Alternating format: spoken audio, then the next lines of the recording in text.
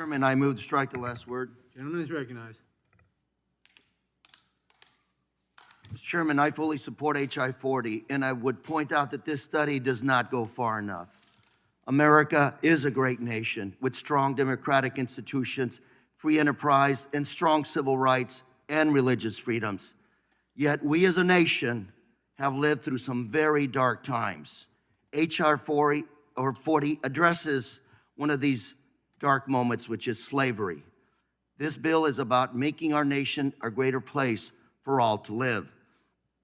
I would also draw your attention to another dark time in our history, the repatriation of the so-called Mexicans during the Great Depression or the 1930s. During the Great Depression, individuals that appeared to be Mexican citizens were rounded up, put in railroad cars, and deported. And among them, many, many U.S.-born citizens. And this is a personal issue for me.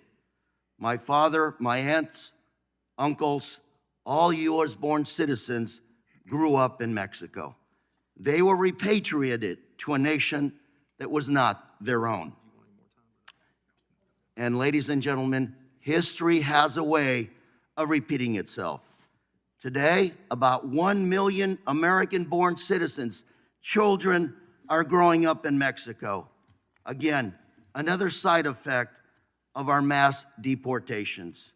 And it is important that we step back and look at our immigration policies holistically. And it is critical that we address immigration policy and immigration reform in the context of justice and due process for all Americans.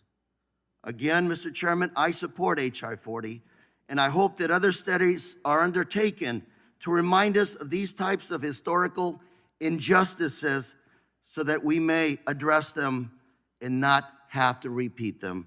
And with that, Mr. Chair, I yield. Gentleman yields back. Who else seeks recognition? For what purpose does Mr. Roy seek recognition? Let me move to strike the last word. Gentleman is recognized. Well, first, I would very much like to associate myself with the gentleman from Utah and his fine words that he shared with the committee. And I would offer that I think this is the wrong path for the future of our nation. Chief Justice Roberts, I don't always agree with, just for the record, I think put it very well in one of the Voting Rights Act cases from around 2005 when he said, quote, "This divvying us up by race is a sordid business," end quote. I think he is right. And I think that is the problem here. And I think this is not the direction we want to carry our country forward. One of my heroes that I grew up learning economics from, unfortunately passed away last year, Walter